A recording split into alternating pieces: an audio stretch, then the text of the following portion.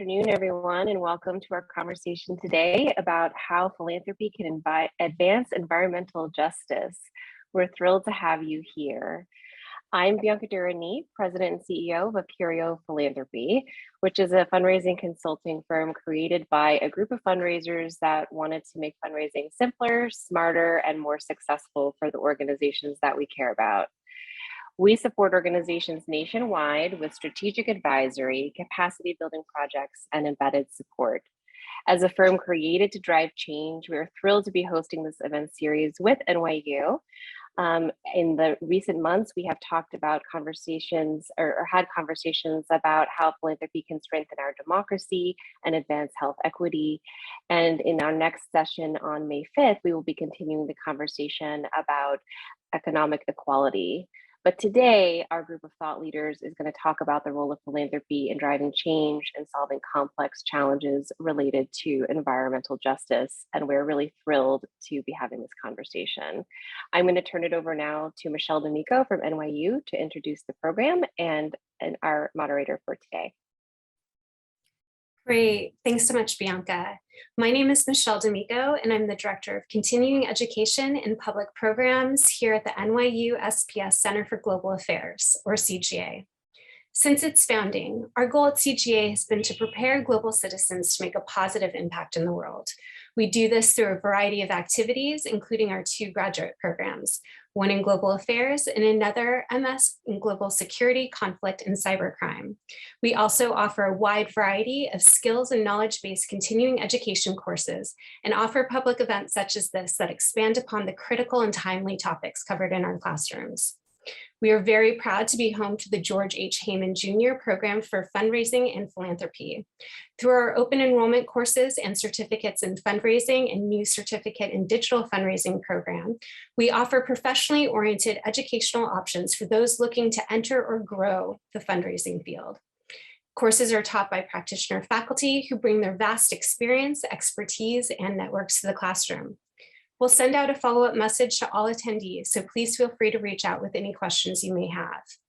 Additionally, we've reserved some time at the end of today's conversations for questions from the audience. Please feel free to submit these via the Q&A tool. And now I'd like to introduce my wonderful colleague, Dr. Carolyn Kassan, who will moderate today's conversation.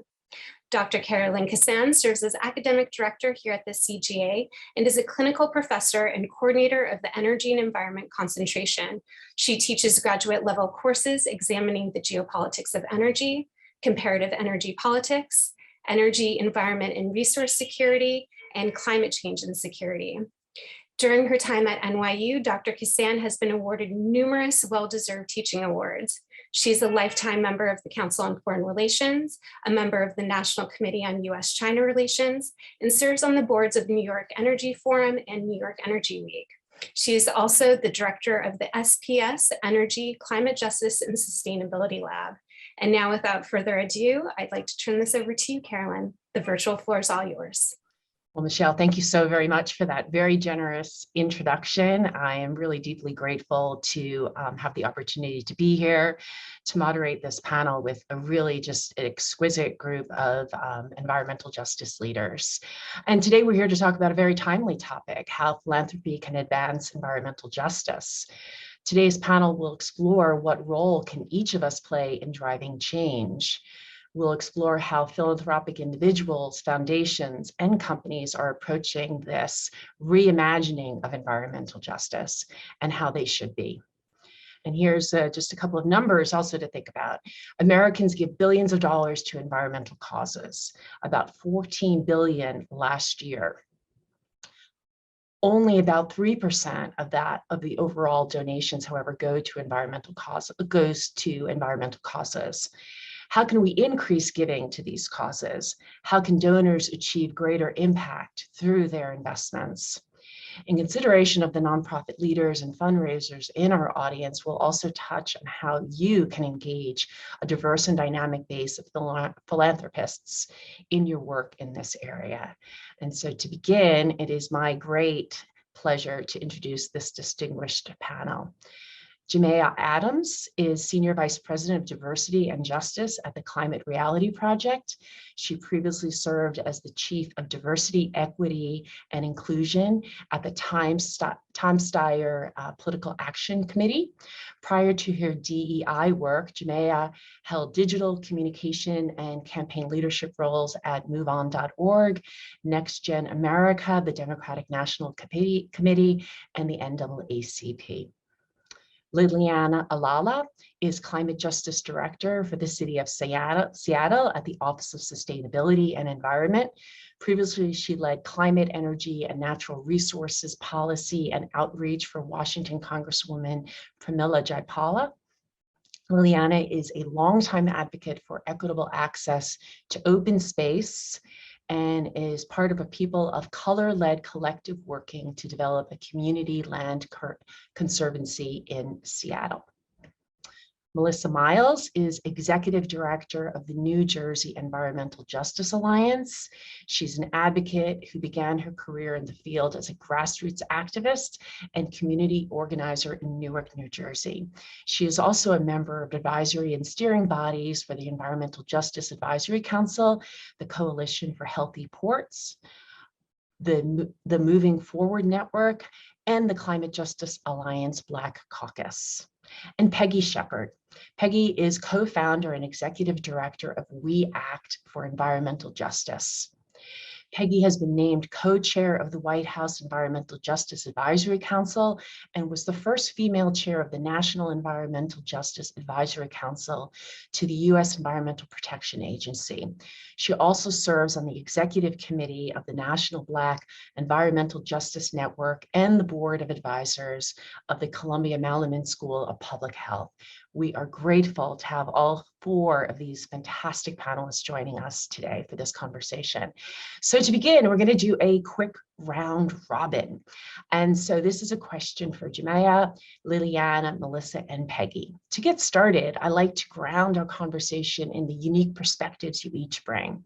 Can you tell us about how you see the role for yourself in your organization in the fight for environmental justice? And Jamaica, we'll start with you.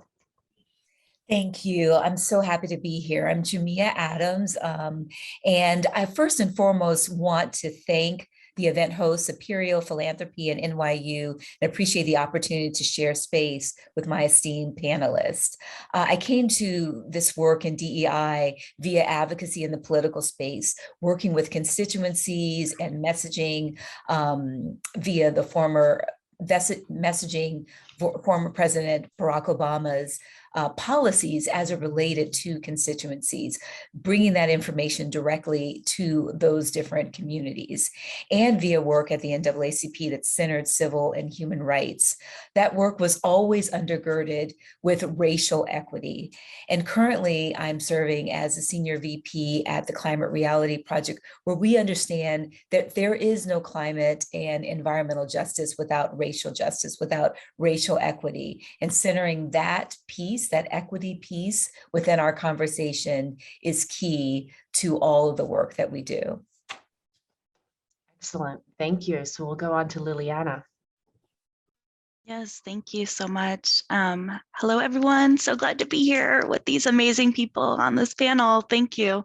I'll share I see my role in the fight for environmental justice as that of an organizer, of a network weaver, somebody that seeks to deeply understand what people's gifts and passions are, and what I call it their superpowers, so that I can help facilitate a connection to strengthen the collective movement change that I'm engaged in through my role at the City of Seattle. There, I'm the Climate Justice Director, and in that role, I'm working with some incredible people across communities, organizations, departments, government agencies, to make changes that help dismantle systemic and institutional racism while redressing past harms and inequities, specifically as it connects to the root causes and impacts of climate change and environmental justice.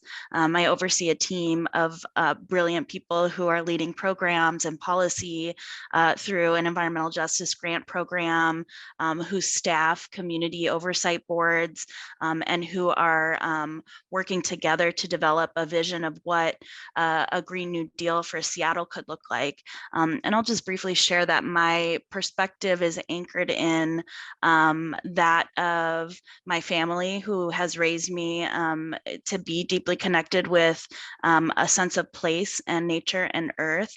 And my career really started as a worker doing trail work and habitat restoration and ecology. And so I share that because that really colors my own lens in terms of how I look at the solutions and the problems and what is possible with an ecosystems-based approach. And that absolutely includes people.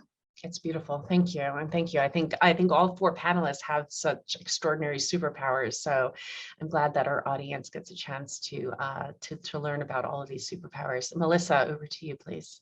Thanks. Hi, good afternoon, all.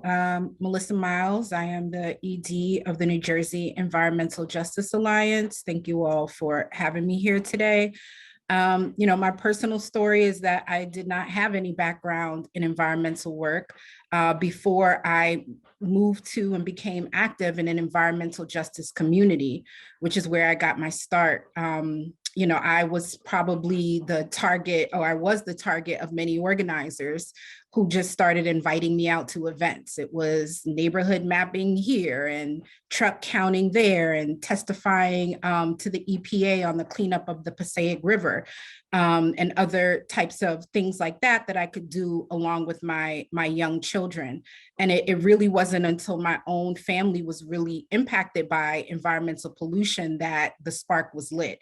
So I'm here really kind of representing that community member who, was able to make eventually a tangible change in my life through environmental justice organizing. And that's my goal for all communities that we work with. As I mentioned, I'm the ED of the New Jersey Environmental Justice Alliance. And in addition to being New Jersey's only statewide environmental organization that is focused specifically on environmental justice communities, and New Jersey's only statewide organization whose leadership, board, and membership are comprised primarily of people of color, we have a pretty big mission. And in addition to that, we are active on a national front, playing leadership roles in the Equitable and Just Climate Platform, the Building Equity and Alliance for Environmental Justice, more recently as an organization in the Climate Justice Alliance, which is the organization that invited and extended this opportunity to me today. And so, we belong not only to communities and to our state, but to the nation. And, that's a lot of accountability. And so, one of the things that I really hope to uplift today is just how much support, folks on the front line need to be able to, extend ourselves in this way for the sake of communities and planet. Thank you so very much. Thank you. We're definitely going to return to many of those very key ideas that you raised. Peggy, over to you. Yeah, well, I got involved in West Harlem because of community struggles around facilities that were polluting the air. A couple of years later, I was part of developing the 17 Principles of Environmental Justice at the first National People of Color Leadership Summit, and the mandate was to go home and build a base. And so that is what we have done. We have worked to build a base with the most affected African American and Latino residents in uptown neighborhoods in Manhattan. And we have worked to build movement. So we've always had both of those objectives. We built movement through developing the Environmental Justice Leadership Forum. that builds capacity and links groups to funding. We are strong advocates within the philanthropy for developing new funding mechanisms. One we've just developed is the fund to build community power through the JPB Foundation. And we work to advance environmental justice at the city, state, and federal level. New York has had I've been active in developing the Environmental Justice Advisory Committee at the state level. I chair the New York City Environmental Justice Advisory Council, and I'm working at the federal level, co-chairing the White House Environmental Justice Advisory Council. So really working to advance environmental justice at a local, state, and national level. Fantastic, thank you. I'm just so in awe of all the work that the four of you are doing. Really just tremendous. So what we're gonna do is we're gonna kind of look at the kind of a big level and then go down to more of the local level. So to get a big picture view, I'm gonna start with you, Liliana. What do you think donors need to know about what environmental justice is or how it is defined? Thank you, Carolyn. A fact that guides me in my work is that in the United States, race is the #1 indicator of whether a person lives next to polluted air, water, or soil. And that is what anchors me in my work. And I think it's an important thing in anchoring those in the philanthropic community as well. If we know that, we know that environmental injustice and climate change persist and consistently impact particular communities, then I think that tells us where we need to be putting our resources and building stronger partnerships. So the reason for that, I think back to racism, racist policies such as redlining, which dictated where investments were made, where people of color could live based on skin color. And so for me and many others, environmental justice isn't solely about the end product. It is also about who is centered in the development of the solutions and the decisions that are made. It is about who is leading that work. It is also about the process in which those ideas are elevated and refined to inform the development of policies, programs, and budgets as well. Developing measures of evaluation to track those things need to be developed with the organizations and the people that are being funded. Investments also need to be made in those organizations to track the measures of success, to track the data, and to tell the story. Oftentimes organizations are working on shoestring budgets with limited staff. Folks are wearing multiple hats. What that means is that we need to be deeply investing in the people and the capacity of our communities. Our community-based organizations are leading in many ways a new vision for interacting with ourselves and each other and with the earth. And I'm seeing organizations shifting their work weeks from 40 hours to something more manageable to take care of their people.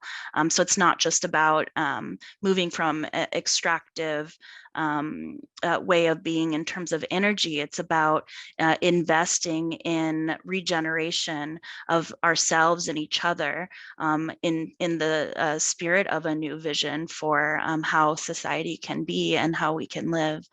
So I think that just a couple things in there, but the measures of success for working towards environmental justice really shift depending on the organization, the communities, and the work being done.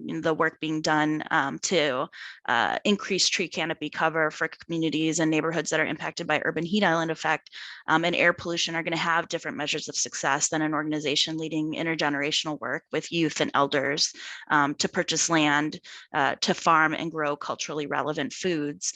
So I think that's important to keep in mind, that a static set of measures of evaluation and assessment are not going to work in tracking success for environmental justice. Thank you. Thank you so much for that. So I'm going to move over to you, Jamaica. And this is especially, I think, relevant in light of the most recent publication of the third working group, the IPCC report, right? That really reminds us of how much work we need to do and how little time we have to do that work. So the scale and complexity of climate and environmental related issues can be overwhelming. And donors often share difficulty knowing where to start. Can you help us understand the major challenges to environmental justice globally? Sure. I think, when I hear that question, I think about storytelling and when seeking that information of reaching out to those communities, to those countries that are impacted by environmental injustice is a key part of it. We at the Climate Reality Project are talking to and working with our 11 international branches to make sure that we are representing those communities, indigenous communities, communities that are most impacted by environmental injustice in this conversation, and centering those needs, centering those issues within that framework. Oftentimes when we look at this work and who can do this work, there is a class element, there is a privilege element to it. And so looking around who is not in the conversation when we're speaking about these issues is a key part of it. And when we're looking at donors, and their donors asking where to start, I think looking at different donor bases that really ground their work within equity, really have that spectrum of that global perspective, and also seeking input from those different communities, using participatory funding models, using those models where peers are actually letting folks know what work is being done in the communities, both domestically and internationally, and letting them lead that work, letting those communities fund that work and lead that, not fund that work, but lead that work and tell the funders where that work is needed. That is a key part of it. And looking at the different data sets that we are judging where the needs are, and making sure that those are not we're disrupting the systems of oppression. We're not using white supremacist models of judging what is successful in determining where the need is. So I think that's the combination of pieces that will help donors determine where their funds are needed, and also, looking to a different model of the philanthropic community that, includes those voices of the most impacted, both internationally and domestically. Fantastic. Thank you so very much. And just as a quick follow-up, is that in terms of our donors understanding like the new ideas and the solutions that are emerging? Like, how can we better make donors informed of the solutions that are out there? Most definitely. I have seen articles within the Chronicle of Philanthropy and other different spaces that speak about participatory funding and how that model is a more equitable model of determining where funds are needed, and also understanding the equity piece, in the sense that when we're asking folks who are impacted by those communities to determine where funding is needed, we have to make sure that that time is compensated, that they are, respected as subject matter experts in that regard. But I also think the movement of bringing together donors of color and donors who are impacted with that, with those issues is a big key part of it. So the Donor Colors Network is a big piece of that, and other types of movements like that really kind of disrupt that model, and the funding tables look a little bit different. I think those type of advisory committees are helpful as well. Excellent, thank you. So we're going to kind of move to a more local view, and Melissa, this question is for you. What are the challenges to environmental justice at the local level? Thanks, Dr. Kissane. That is a really simple and very complex question that, we could talk about in terms of, social, economic, racial, health, environmental aspects of that. But, what I think I might focus on is policy. So for us in New Jersey, we look a lot at cumulative impacts of pollution, which is a concept that's been around in environmental justice for quite some time. But, the fact that communities had to fight facilities one at a time, and, our Department of Environmental Protection could not take into account the fact that a community already had several polluting facilities when citing another one. And that also goes back to, the racist roots of planning and zoning, and why is it that people of color are all living together on the least desirable land, right? So this is historical, but, cumulative impacts. New Jersey now has an environmental justice law that addresses cumulative impacts that folks, in EJ, in the state, and allies worked on for many, many years. And, I think it's really important when we talk about a funding perspective to understand that the EJ law in New Jersey took over a decade to come to, realization. And that in that time, EJ advocates never stopped waving that flag. When it wasn't popular with environmental groups, when the government was telling us they didn't have the power to do it or the science to do it, we kept scouring the country for experts to help us, make the case. And then at the exact right moment, which just so happened to be around the time that the Black Lives Matter movement gained massive traction in this country, when everyone started to see that when Black people said, I can't breathe, it wasn't only due to, police brutality, but also due to the amount of PM 2.5 in Black communities. When that started to become clear, then our law started to move. And it started to move because we never stopped pushing. So how do you fund a campaign that lasts 11 years?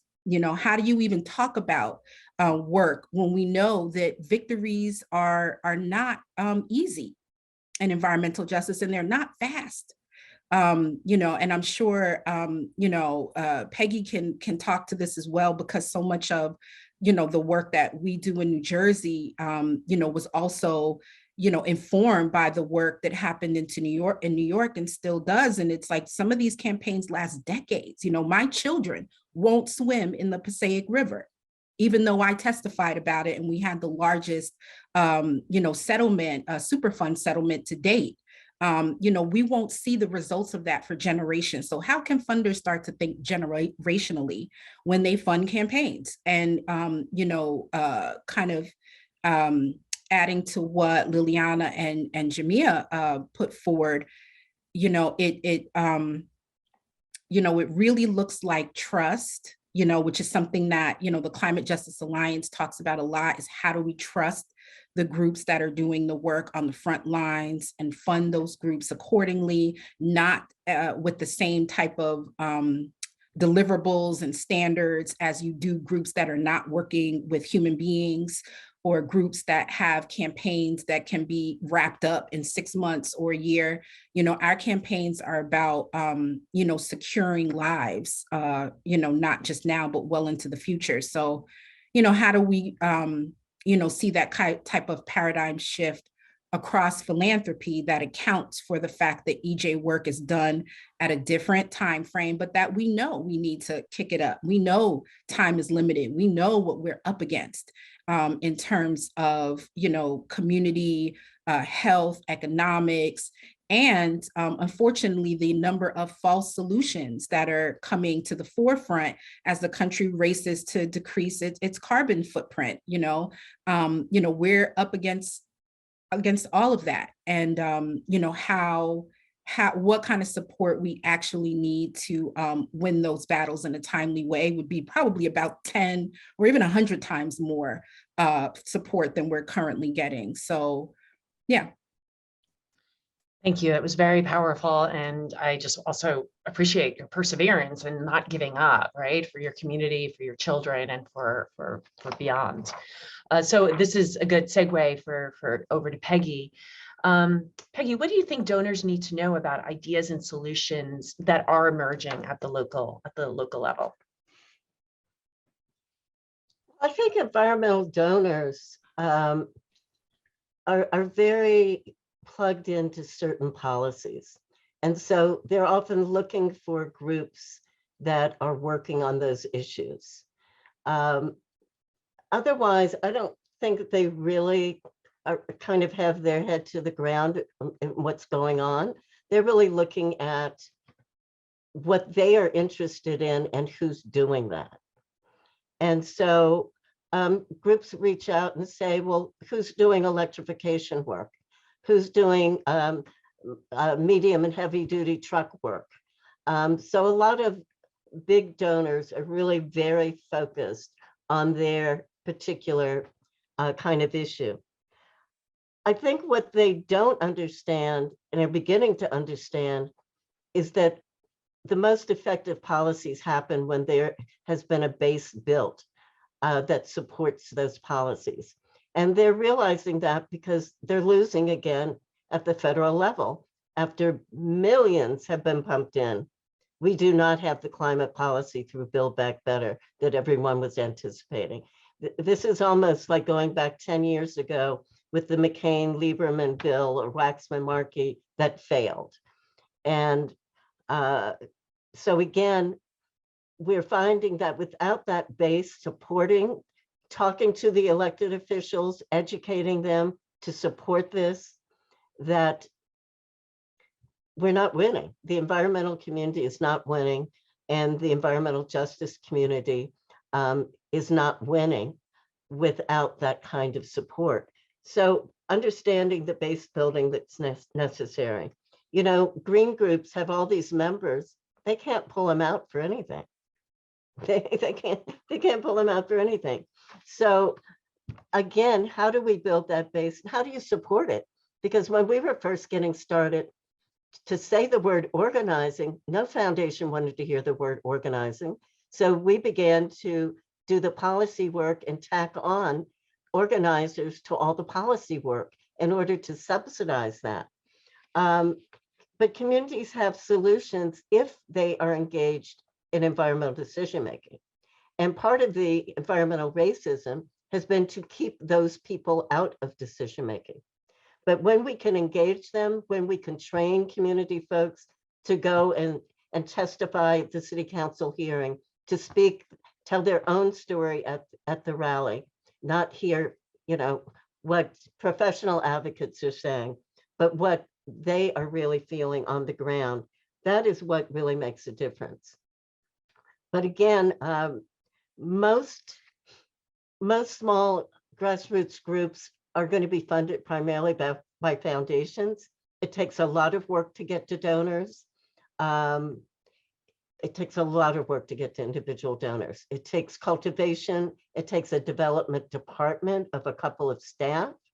And it takes cultivating donors. Anybody who gives us over, it used to be over $200, I had a meeting with them to understand their interests so that they understood us and to move them along to a bigger donation. And, you know, it's really important for, I think, for grassroots organizations to understand how to create the visibility that will get a donor to see them. And there are many ways to do that.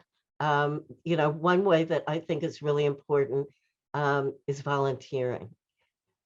You know, in the early days, I said yes to every advisory group I was asked to join, even though it takes a lot of work. Speaking everywhere I was asked to speak to gain that visibility because we didn't have the communications to gain that visibility. And so I think that there are ways that we really need to think about providing a coach for some organizations. I had a volunteer, someone who volunteered from a major group and worked with me every week to help develop our donor development unit. And it made such a difference to have that kind of coach. Often we're very isolated in our communities and we don't have anyone else to talk to. I don't have a lot of other people to talk to about being an executive director at an organization like this one. And so again, those networks that we have developed become so important for that work. Thank you. Thank you. I will have so many follow-up questions, but I know we have other questions we want to make sure that we get through. So I'll be following up with all of you after this panel. So just speaking on the role of philanthropy, this question is for you, Liliana. The environmental justice movement is global and diverse. What can you tell us about the ecosystem of institutions, organizations, and individuals who are leading it? Thank you. One, I'll say indigenous people and tribes worldwide have been leading this work since time immemorial. And that continues to be true. And also, just another reason for deep investment in the voices and communities and leadership of Indigenous folks, Black communities who have been leading this work. So that's who I'm seeing. And I'll making a special point in saying women and girls are leading this work. And that investment in the leadership of women and girls is so important and so critical when it comes to not just environmental issues, but social issues across the board. So I'm seeing, those folks. I also think it's interesting for me as somebody who's new to government. I think in the past 5 years or so, I see grassroots organizations, community members as the ones that are leading this work, and different governments and more resourced organizations and institutions, educational institutions and universities are absolutely asking the critical questions of themselves around the privilege and responsibility that we hold in following the lead of our community members, and really thinking critically about how we shift the systems and infrastructure around shared power, decision-making models, reimagining the way that we infuse resources and funds into our community, and doing that in partnership as best we can. Now, it's imperfect, right? We're humans, and perfection is actually the antithesis of what we're trying to seek. And I think, I'm just inspired by what Peggy and Melissa have shared around the work being generational. And I remember being a young person, seeing the principles of environmental justice and being inspired by that. And sorry, I'm feeling emotional. Being in a space where I hold responsibility for living out those principles and building on them. So I think, just in terms of the ecosystem and the landscape of institutions, young folks are now in leadership positions and responsible for moving the institutions that we're working in towards better partnerships and better systems and infrastructure. So I think, just a point there around youth and young people and the importance of investing in the leadership and voice and development of those young people so that they're well equipped and part of a connected network of support to continue to build the base and build grassroots movements together. Yes, thank you. Thank you. Thank you so much. Jamaica, what kind of support do nonprofits in the ecosystem of environmental justice need from donors, whether it's institutional funders, major philanthropists, or everyday donors? Sure. I'll speak from the perspective of the Climate Reality Project, which is, of course, a training organization that's founded by former Vice President Al Gore. And what we're doing is really trying to educate folks about the climate crisis and include that within that the environmental justice work that needs to be done. And so I would say that folks within the green ecosystem that I occupy, which oftentimes is predominantly white, predominantly affluent, and may not always include that environmental justice aspect, is to bring in those voices and to make sure that when talking to donors, that those considerations about environmental justice support is there. I think that the consideration also should be around intersectional support of environmental justice and climate justice projects. It's time that we ground this work with an intersectional lens so that donors should consider giving money to projects and organizations that are working in partnerships with other intersectional issues. Environmental justice bleeds into health, immigration, women's issues, civil and human rights, and criminal justice. And at this point, when we're at this crisis time within this fight, we should be looking to blend those different issues together to build that work and to make our movement that much stronger. So I would encourage the traditional Greens to look to environmental justice partners and to consider those intersectional partners as well, folks who are working within those different spaces that I spoke about, and to really widen the movement, because when we build those connections together, it makes it a stronger project to consider. And I think for donors and whatnot, when they're looking at projects, they should also consider capacity funding. Oftentimes, funds are directed toward a specific environmental justice project, but looking at capacity, because oftentimes environmental justice organizations, because of systemic oppression, because of economic injustice, do not have the resources that some of the traditional Greens have. And so looking at capacity support when considering donating is a really key part of building equity into this space.